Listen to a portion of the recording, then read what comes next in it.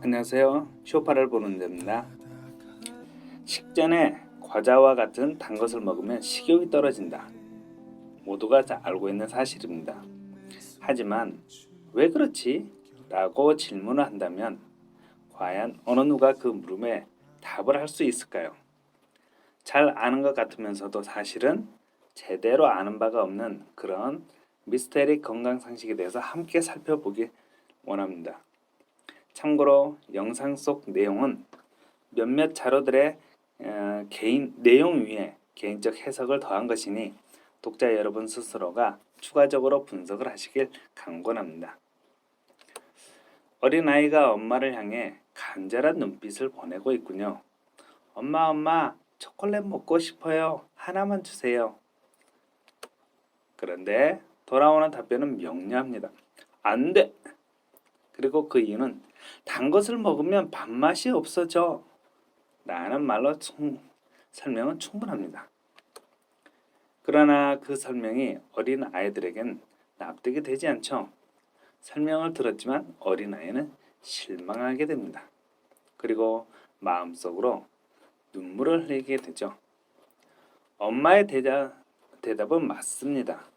하지만 납득이 되지 않습니다. 왜 그럴까요? 질문을 던져보기로 할까요? Why? 초콜릿의 단성분과 식욕의 관계를 정확하게 이야기하기는 거의 불가능하다고 할 수 있겠습니다. 살아있는 인체의 뱃속에서 일어나는 일을 실시간으로 관찰한다는 게 불가능하기 때문이죠. 하지만 적당한 대역을 찾을 수 있다면 그 대역들의 행동을 관찰함으로써 인체 내의 행동을 짐작하는 게 가능합니다. 그래서 이 시간 적당한 대역을 소개하려고 합니다.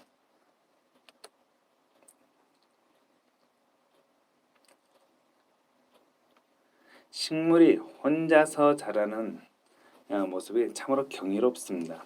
흔히들 식물은 혼자서 자란다고 알고 있습니다. 정말 누구의 도움도 없이 식물은 혼자서 자랄 수 있을까요? 버섯들이 기억하시죠?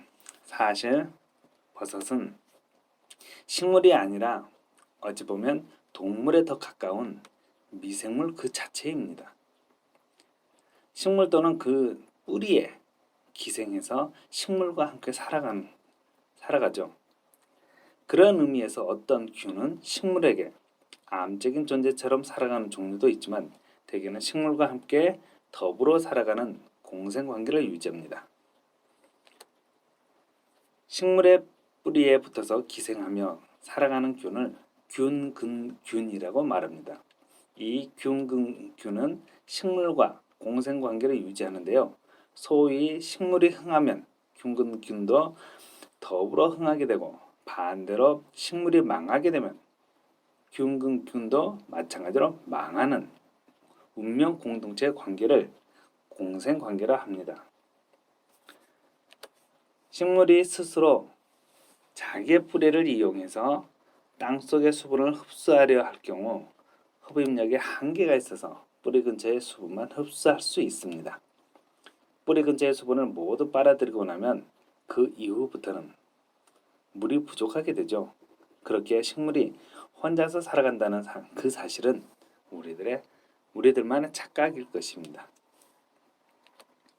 식물은 체내에서 광합성을 통해 만들어낸 포도당의 일부를 자신의 뿌리 주변으로 뿌립니다. 땅속 뿌리의 인근 지역에 서식하고 있는 균들을 유인하기 위해서죠.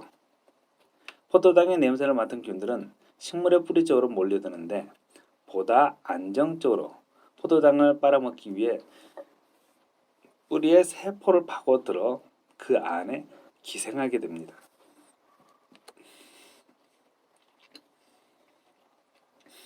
식물과 공생관계를 시작하게 된 균근균의 입장에서 관계를 설명하면 이해가 훨씬 쉬워집니다. 광합성 작용으로 포도당을 생산해낼 수 있는 식물의 능력에 대해 균근균은 매우 중요하게 생각하죠. 기생을 시작한 이후 균근균은 식물로부터 매일같이 일정량의 포도당을 배급받듯 받아 먹게 됩니다. 그러면서 성장을 하게 되죠. 그런데 균근균이 성장을 하면서 문제가 발생하게 되는데요. 성장과 동시에 먹어야 하는 포도당의 양도 늘어나기 때문입니다. 하지만 식물이 성장하지 않는다면 균근균이 받아 먹을 수 있는 포도당의 양은 늘어나지 않게 됩니다. 그 때문에 균근균은 배고픔을 경험해야 하게 되죠. 그래서 균근균은 생각합니다. 식물이 성장할 수 있도록 도와줌으로써 자신이 보다 많은 양의 포도당을 받아 먹을 수 있겠다라는 생각을 하게 되죠. 그래서 이것을 위해 균근균은 자신이 식물의 뿌리를 대신해서 땅 속에 흩어져 있는 수분과 각종 영양 성분들을 모아들이겠다는 계획을 세웁니다. 자신의 몸을 마치 식물의 뿌리처럼 땅 속으로 뻗어나갈 수 있기 때문에 그 모습이 가히 뿌리 같다고 해서 가짜 뿌리라는 이름의 가근을이라고 부릅니다. 이 가근은 식물의 몸이 아니고 균근균의 몸의 일부로서 그 몸이 변형되어 뻗어나간 것입니다. 균근균은 가근을 이용하여 식물의 뿌리보다 훨씬 멀고 더 깊은 땅 속에 흩어져 있는 양분과 수분을 모읍니다. 그리고 그렇게 모은 양분과 수분을 식물에게 줌으로써 식물이 성장할 수 있도록 돕습니다. 그러면 이것을 끝날까요? 아닙니다. 이로 인해 성장이 가능해진 식물은 보다 많은 포도당을 균근균에게 줄 수 있게 되었답니다. 따라서 누이 좋고 매부도 좋아할 수 있는 그런 상황이 된 것이죠. 자신의 몸에 기생하는 균을 제거하지 않고 오히려 그에게 매일같이 먹거리를 주었더니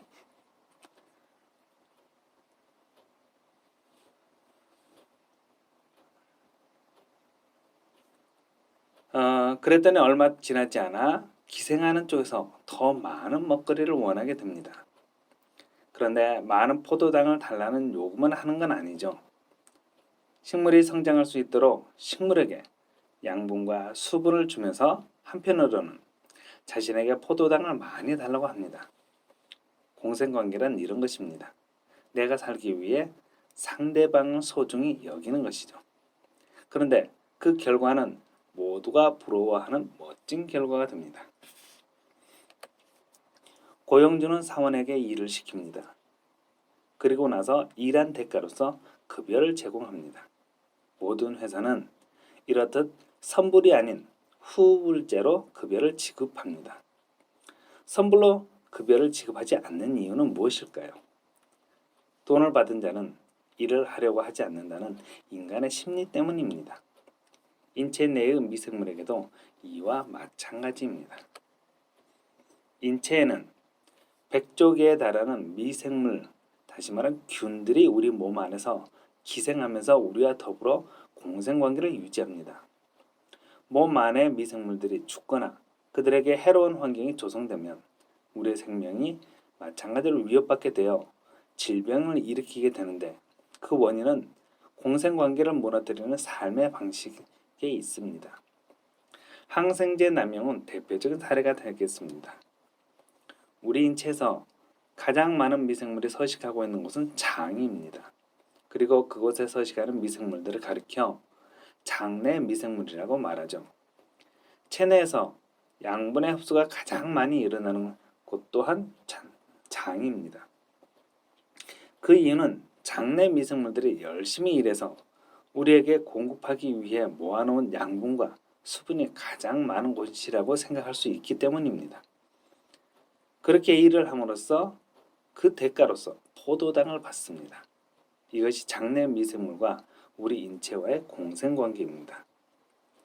장내 미생물들은 포도당을 얻기 위해 먼저 일거리를 달라고 호소합니다.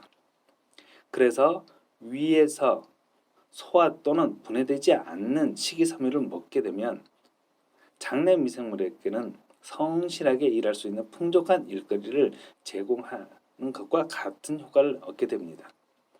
풍족한 일거리를 얻게 된 장내 미생물들은 열심히 일함으로써 자신들이 원하는 급여 곧 포도당을 얻을 수 있게 됩니다. 아름다운 관계죠. 그런데 식이섬유질이 아닌 단 음식을 섭취하게 되면 어떻게 될까요? 입안의 침과 이자 그리고 소장 등에서 탄수화물 성물인 초콜릿의 단성분은 이내 포도당으로 분해되어 버립니다. 이렇게 분해된 포도당이 인체 내로 모두 흡수될까요?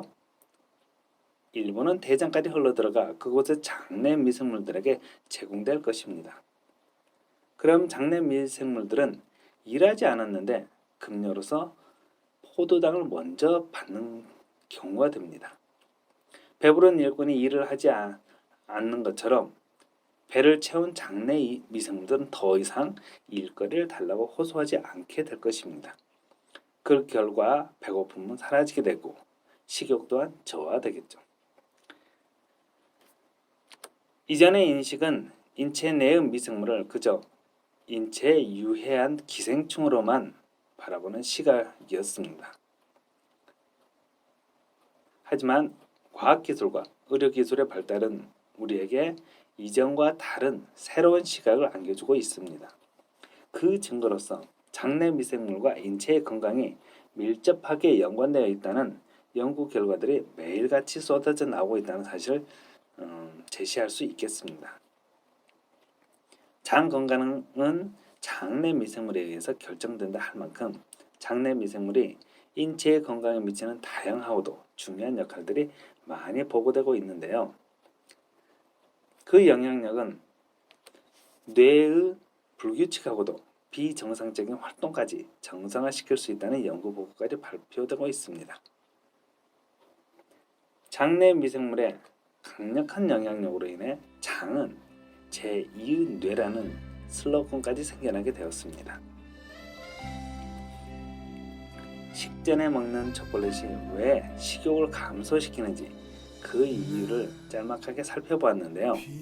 이러한 노력은 장내 미생물의 중요성과 왜 식이섬유질의 음식을 섭취해야 하는지 이러한 등의 이유까지 알 수 있는 수준으로 우리의 생각을 연장시켜 주었다고 하겠습니다. 건강을 만들어가는 생활은 복잡하거나 어려운 일이 되어서는 안 된다고 생각합니다.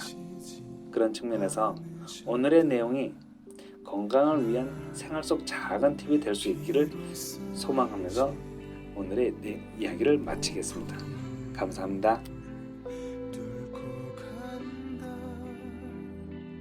비바람에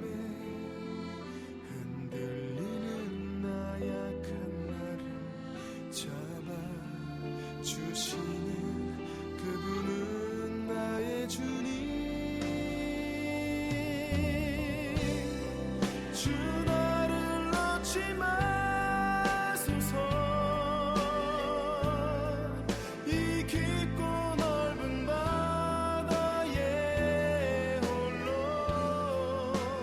내 삶의 항해의 끝이 되시는 주님이시여. 난 의지합니다.